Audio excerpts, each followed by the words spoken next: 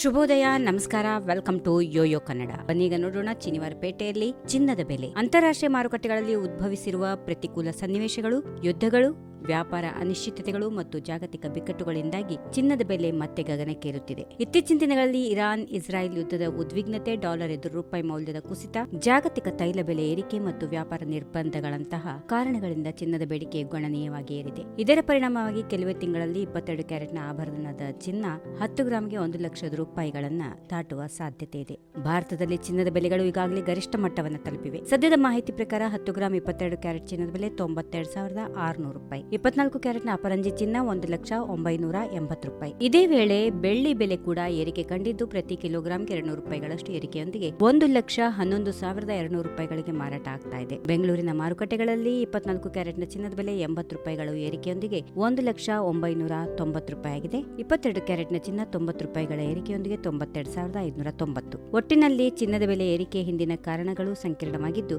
ಜಾಗತಿಕ ಆರ್ಥಿಕತೆಯ ಏರಿಳಿತಗಳಿಗೆ ತಕ್ಕಂತೆ ಇದರ ಪ್ರವೃತ್ತಿಯು ಮುಂದುವರಿಯುವ ಸಾಧ್ಯತೆಗಳಿವೆ. If you like this video, ಬೇಗ ಲೈಕ್ ಮಾಡಿ, ಕಾಮೆಂಟ್ ಮಾಡಿ, ಶೇರ್ ಮಾಡಿ ಹಾಗೂ ಯೋಯೋ ಟಿವಿ ಕನ್ನಡವನ್ನು ಸಬ್ಸ್ಕ್ರೈಬ್ ಮಾಡಿ.